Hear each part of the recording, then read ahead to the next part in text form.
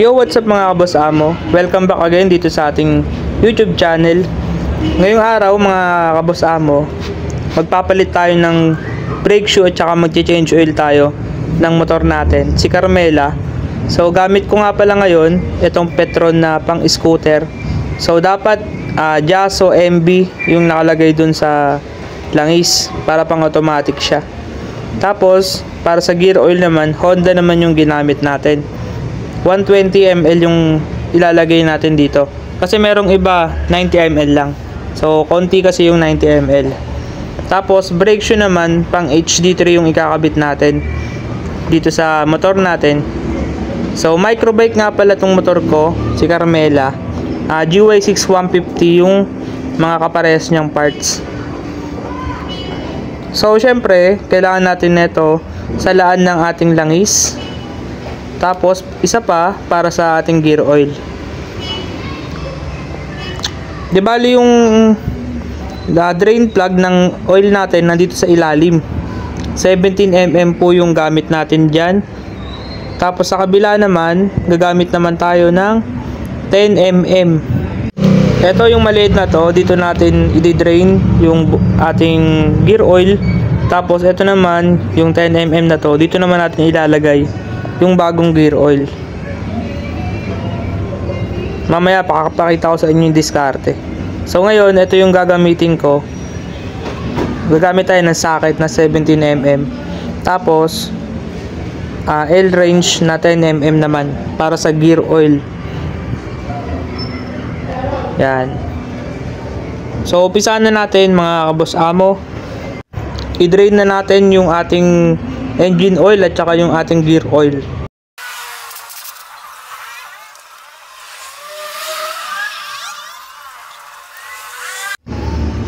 So ito na yung ating langis mga kaboss amo. Sobrang itim na nito. Tapos sobrang labnaw niya. Yung gear oil naman natin, ito na. Halos putik na yung nakuha natin ditong gear oil.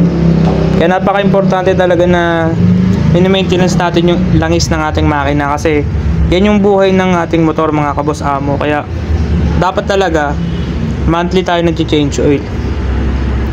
Importante yan talaga. Sobrang dami na nagpatunay na hindi nag-change oil. Ang nangyayari, change all. Palit lahat ng mga parts sa makina. Kaya para maiwasan nyo yung masira yung block, yung mga bearing, so dapat i-maintenance natin na every month mag-change oil talaga tayo, lalo na kung matic. Syempre, kalimutan mo na lahat mga kaboss amo, wag lang yung drain bolts dito.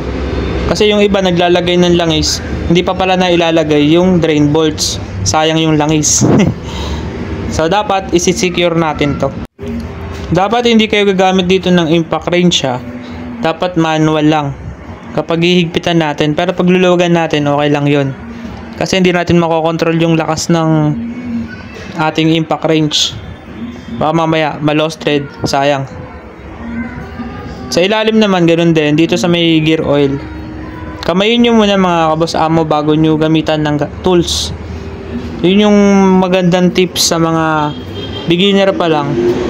Lalo na kung mag-change oil ka. Dapat try mo muna siya higpitan gamit yung daliri bago yung tools. So kailangan na nating alisin to kasi baka mamaya masagi pa natin. Baka matapon pa yung langis. Alisin muna natin yung mga pangsala natin. Yan. So para hindi tayo kabahan, baka kasi mamaya magkalat. Tapos mga kaboss amo, ayan, tanggalin na natin yung kanyang tawag dito, oil cap. Yan, alisin natin siya. Pag sobrang tigas niya, gamit kayo ng plies para hindi nyo napahirapan yung mga sarili nyo. Ay nakalagay naman dito 0.75 liters. So ibig sabihin yan is 750 ml. Pero ang ilalagay ko na lang is 800 ml ko na. Yan. Dapat alamin nyo yung isa pang tips para sa mga nag-change oil. Alamin nyo yung capacity ng langis nyo kung gaano karami. Pwede kayo mag-search sa Google, sa YouTube, Facebook, or magtanong kayo sa mga mekaniko na kaibigan nyo. Para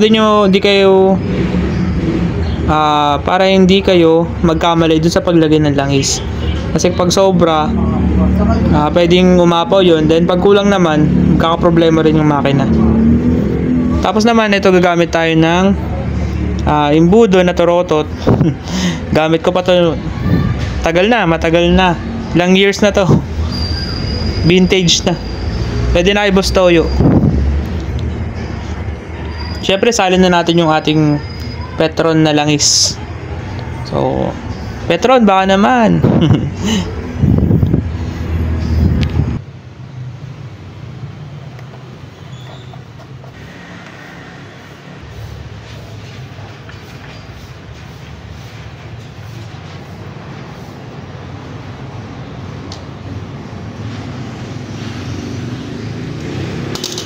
So next naman mga kaboss amo, itong gear oil. Yan, lalagyan natin siya ng gear oil. Dito natin siya ilalagay, tulad ng tinuro ko sa inyo kanina. Yan, inalis ko na nga pala yung drain bolts dyan. So gagawin natin dito, ang diskarte natin dito, kailangan natin itagilid yung motor para hindi tayo mahirapan na isalin yung langis. Kasi sobrang liit ng lagayan ng gear oil. Tapos dapat liitan nyo lang din yung butas. Mas maganda kapag mas maliit lang. Ayan, syempre, punas-punas muna. Tapos itatagilid natin yung motor natin. Yan o. Pero mas maganda kung may katulong ka. Kasi baka mamaya mabitawan mo yung motor, tumaob. Ako lakas loob lang ako eh. Kailangan may katulong ka dyan para may alalay dun sa kabila. So yan mga kaboss amo, sisimutin natin yung gear oil natin kasi sayang. So, dapat kulang matitira. Yan, simut sa akin yan. Tapos bago nyo pala siya bitawan yung motor, kailangan ikabit nyo muna to, yung ating drain bolts. Kasi kapag binaba nyo agad yan, tatapon yung gear oil, sayang. Kailangan nakatakip mo na bago ibaba yung motor. So tsaka nyo lang din siya ihigpitan. Yan, para safe na safe. Tapos huwag masyadong mahigpit kasi marami nakakasira dito eh. Nasisira nila yung tornilyo dito na lost thread. Ang nangyayari, tumatagas yung gear oil. So diba, di makasira pa tayo nun. Dapat safe tayo pag gagawa tayo ng mga motor. So ito naman, ito yung ginamit ko nga pala na brake shoe. Yan, pang HD3 ito eh. Ito sasalpak natin. Yan. So kasi madulas na yung aking brake shoe. So pag nagpepreno ako, hindi na ako makapit. Di bali kakalisin pala natin to. Yan, yung mga tinuturo ko. Yung swing arm, yung muffler. Tapos ito, syempre yung pinakalas, yung gulong. Kakalasin natin yan pag magpapalit tayo ng brake shoe sa likod. So yan, syempre mga kaboss amo, shoutout pala muna sa Spider Philippines, tapos sa Posh Motorcycle Shop, at sa lahat ng mga kaboss amo natin na hanggang ngayon nanonood pa rin ng vlog natin. So tara, baklasin na natin to. Let's go!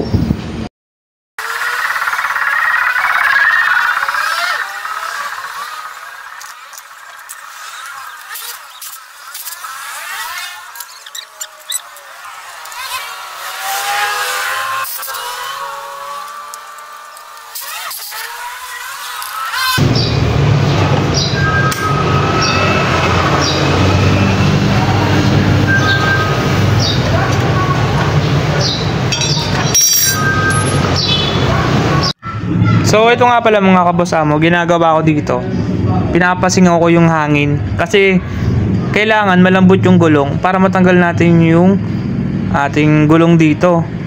Kasi mga kaboss amo, tumatama siya dun sa may kabitan ng muffler. So ito yung isa sa mga issue nito eh, kapag ganito kalaki yung gulong. So dapat pwede dito magpapalit ako ng medyo maliit. Kasi ang size nito is 180. Pwede ko siya gawing 90-80. Para hindi ako mahirapan kapag magpapalit ako ng brake shoe or babaklasin ko yung gulong dito. Ito na mga kaboss amo yung pinakaiinisan ko dito eh. Yung babaklasin ko na tong gulong natin. Kasi sobrang hirap talaga niya pag malaki yung gulong.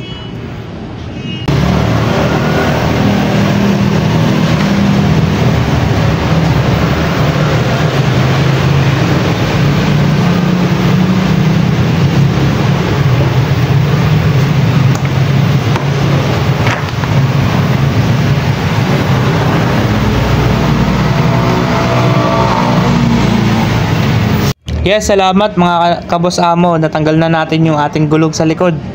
So, syempre, alisin na natin itong mga brake shoe. Yan, kinalawang na yung spring. So, napakadulas na neto. Kahit sabihin nyo makapal pa siya mga kabos amo. Minsan, ang bilis niyang dumulas. Kaya ako, madalas talaga ako magpalit ng brake shoe. Tapos, ito. Yung spring pala mga kabos amo, hindi siya sumukat dito. Kaya ang ginawa ko, ginamit ko pa rin yung stock na spring. Pinagpalit ko yan. So yan o, mapapansin nyo, hindi nyo siya may kakabit, maluwag. Kasi nga sobrang haba ng spring. Kaya ginawa ko dito, pinalit ko yung dating spring. Ang ginawa ko, nilinis ko na lang, binabad ko sa langis. Kasi 'di ba sobrang kalawang niya. Tapos eto, itatabi na lang natin to. Baka magamit pa natin sa ibang bagay. Ito na mga kabos amo, salpak na natin to. Tapos ito pala mga kabos amo, kailangan nyo luwagan yung adjuster ng ating brake. Kasi para maikabit natin yung bagong brake shoe natin. Kasi pag hindi nyo to niluwagan, mahirap siya ibalik. Tapos habang nakabaklas na to, linisin na rin natin siya. Para maginhawaan yung ating motor.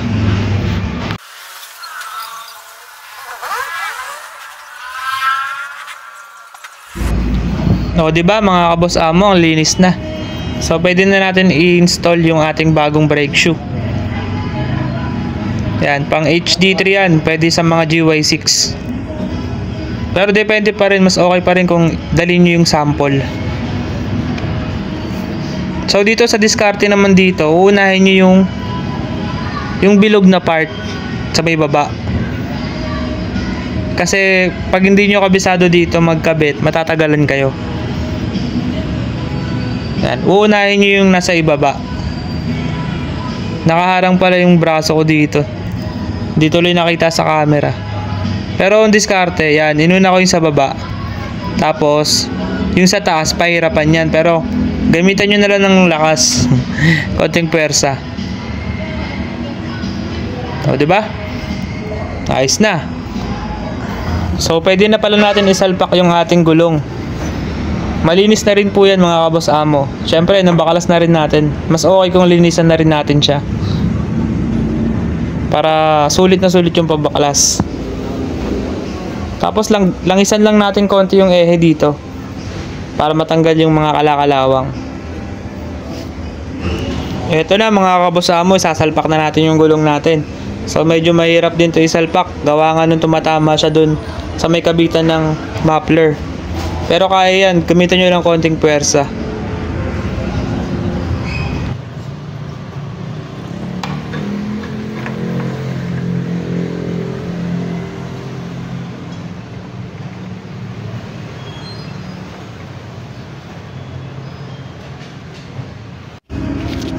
So yan, kabos amo, alright na siya.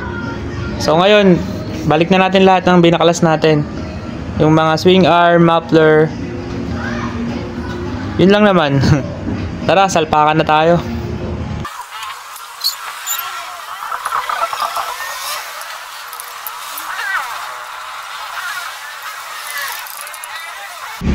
Kapag nakakita kayo ng ganitong klaseng tornilyo sa motor, pag binakalas nyo, huwag nyo agad siya ibabalik. Kasi pwedeng may stock up to dun eh. Sa susunod na baklas, mahirap na siya tanggalin. So ang gawin nyo, liyahin nyo lang yung mga may kalawang. Tapos, lagyan natin ng langis mamaya yan. So, huwag nyo basta-basta isasalpak. Huwag nyo hayaan na magkaroon kayo ng sakit sa ulo sa sarili nyong motor. Kahit ano pa yung motor nyo, China or branded, mas maganda yung aalagaan pa rin natin siya. Tulad ng pag-aalaga ko dito sa sarili kong motor.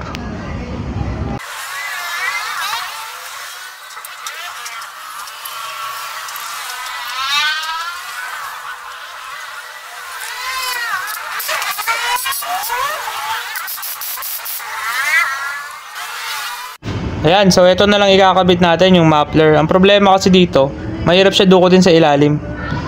Yung tornilyo niya. So gagawin natin dito, isa-side stand na natin siya bago natin ibalik yung mga bolts ng muffler natin. Yung sa ilalim kasi, yung sa may cylinder head, mahirap siya dukutin pag naka-center stand siya. So ang gawin natin dito, side stand muna natin siya. Yan. So pag naka-side stand yan, madali na siyang masilip. So ayan, syempre balik na ulit natin. Naka-side stand na yan, kaya mas madali na.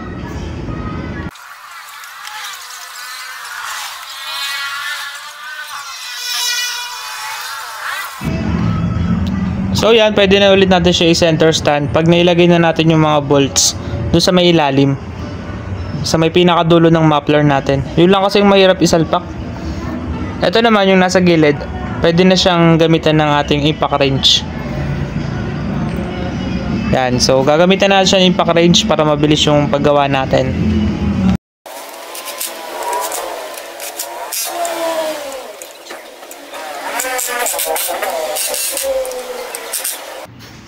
So alright mga kaboss amo, so yan, tapos na po natin ikabit yung muffler, pati yung lahat po ng mga kailangan natin higpitan.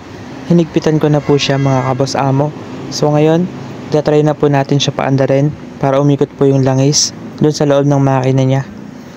So tara, susi po natin. Yan. Tapos start.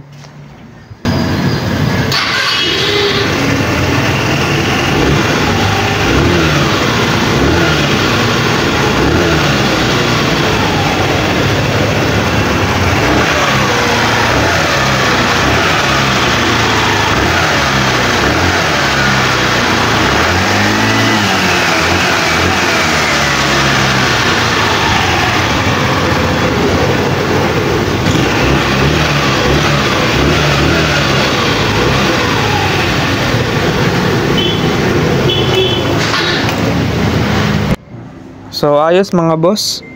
Alright na, alright na. So itry lang natin yung preno kung makapit. Ayan, try natin. Start natin. Kasi sobrang hina na ng preno sa likod na itong motor ko. Testingin natin ngayon mga boss amo. Yun, okay naman siya. So makapit na siya, hindi tulad nung kanina, talagang walang preno. So eto, okay na to, goods na.